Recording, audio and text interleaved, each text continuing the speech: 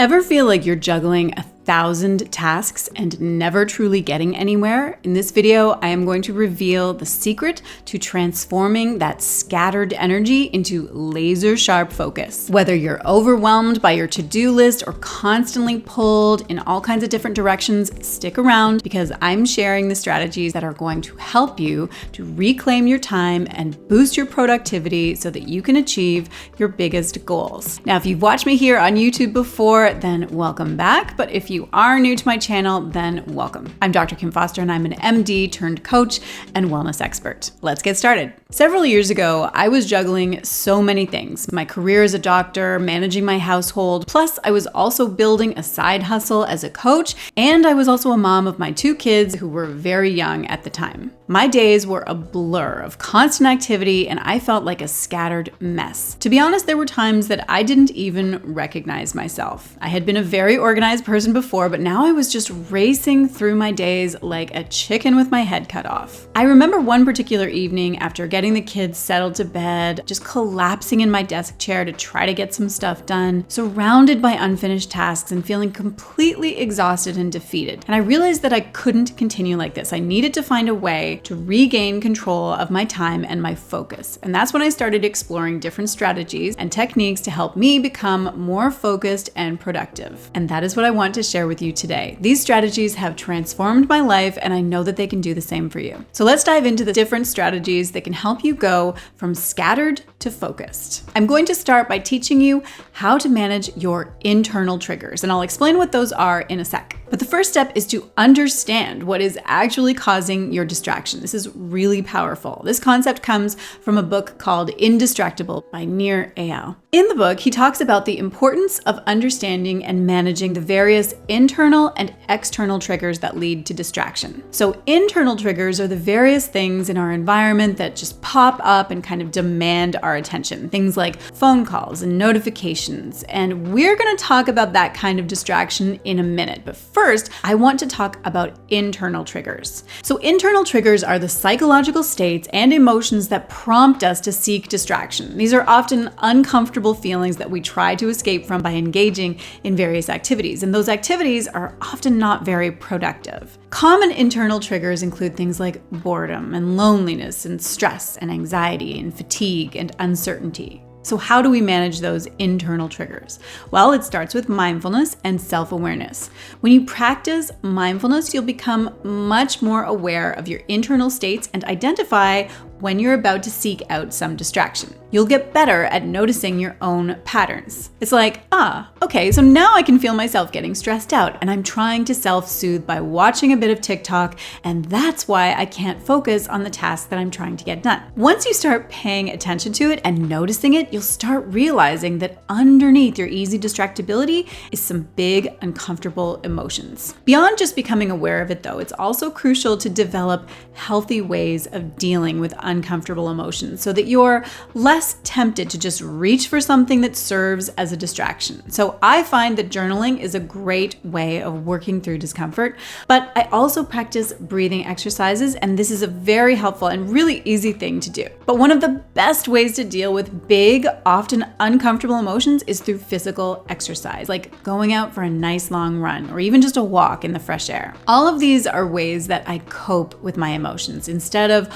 always looking for something to help me just escape from them or distract myself from them. I should mention that if you want some ideas for healthy ways to practice self-care, which is going to do wonders to help you feel calm and in control and manage all those internal distractions, then I put together a self-care checklist that you can download for free. The link is in the description below. Okay, so now that you've got a few ideas for how to manage your internal triggers, let's talk about how to manage those external triggers. So some of the most common external triggers that cause a lot of distraction include phone notifications and alerts from social media and other messages that pop up, email alerts and things like that. People can also be external triggers. So this can look like colleagues or friends or family members who interrupt your work and pull your focus. And then your physical environment can also be a trigger. Clutter or noisy surroundings can make it really hard to concentrate. So if you've identified that you have some or several external triggers that are distracting you and making you feel scattered, then you need some specific strategies to manage those triggers. The The first is to modify your environment. Create a workspace that is free from unnecessary distractions. This might involve turning off notifications,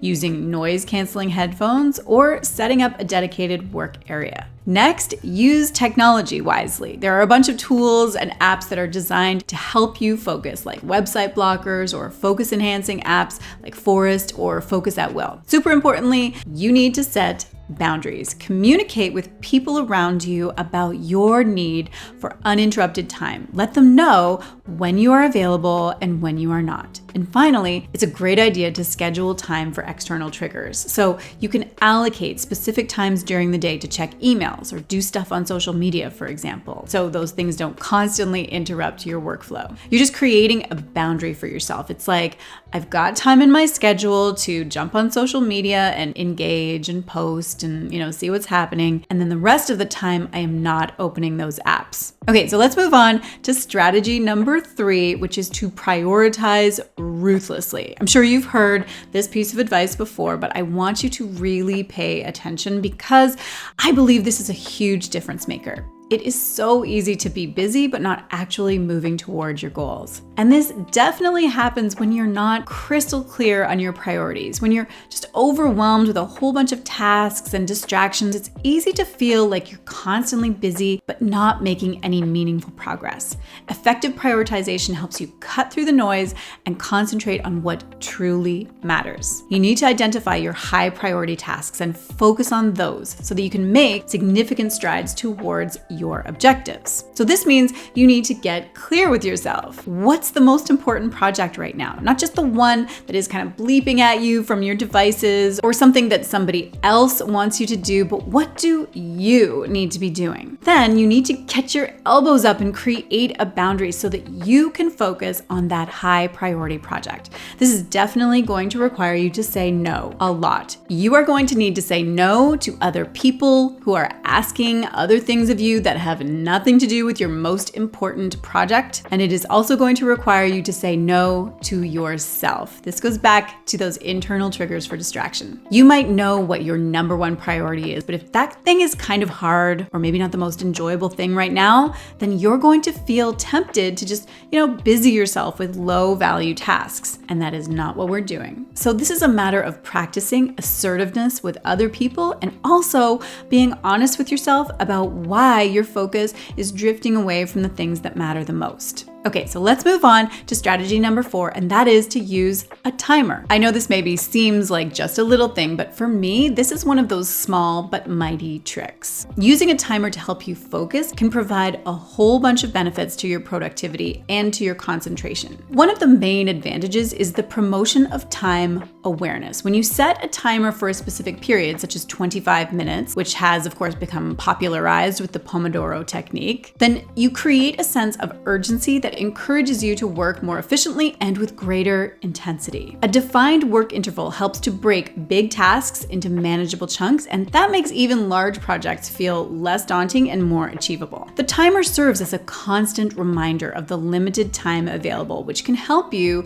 to stay on task and avoid procrastination. Another significant benefit of using a timer is that it allows you to take regular breaks, which are essential for maintaining mental sharpness. After a focused work session, the timer signals it's time to take a short break, and that allows your brain to rest and recharge. Also, knowing that a break is coming up can make it easier to resist distractions and maintain focus during the work period. So by alternating between periods of intense focus and relaxation, you're going to be much more effective over an extended period of time. So what timer to use? I use the timer on my phone constantly throughout the day. If I'm cleaning up around the house, I will decide how long I want to spend on it and then set a timer, pop in my earbuds with a podcast, and then just dive in. When the timer goes off, I stop. I actually find this works in 2 ways. It helps me to get started in the first place because I overcome that dread about having to waste all my time doing something that I just don't like to do. housework in this case, because I know that I'm creating a container. So I know that I won't spend more than 30 minutes or whatever I have set my timer for. And then of course it motivates me to just dive in and do it before the timer runs out. Another example is when I am checking emails. I set a timer for 15 minutes and just get through as much as I can and then stop. The timer stops me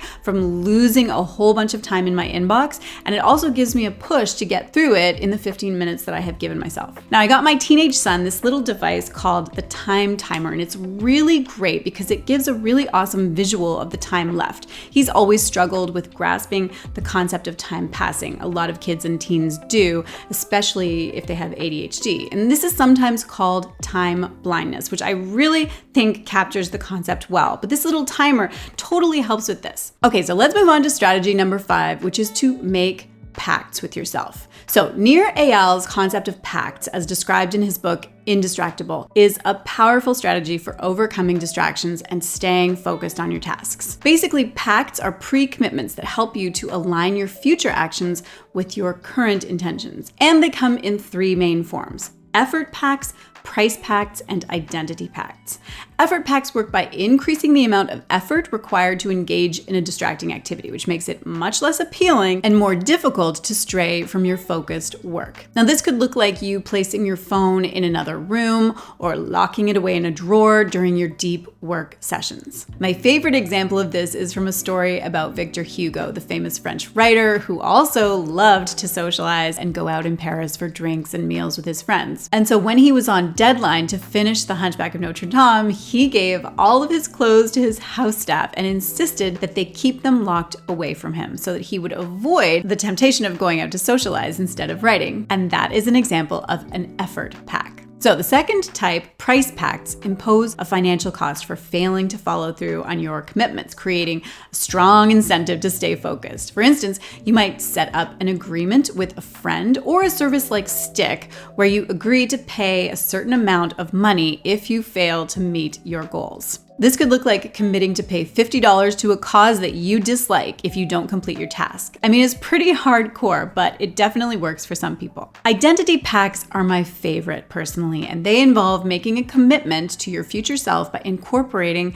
your desired behavior into your identity. By seeing yourself as a particular type of person, you're more likely to act in ways that align with that identity. For example, you might start identifying as someone who is focused and disciplined, telling yourself, I am the kind of person who stays focused and avoids distractions. Believe it or not, this internal shift can significantly influence your behavior. Publicly announcing your goals, such as on social media or to friends and family, this also adds social pressure that reinforces your new identity and motivates you to stay true to your word. Okay, I hope that these strategies helped you as much as they have helped me. Remember, it's all about taking small, consistent steps to transform your scattered energy into focused productivity. You have the power to create the life you desire. Let me know in the comments if focus is something that you struggle with and which of these strategies you're going to try first. And don't forget to download my free self-care checklist. Just go ahead and click the link in the description below. If you enjoyed this video and you are ready to dive deeper into enhancing your productivity,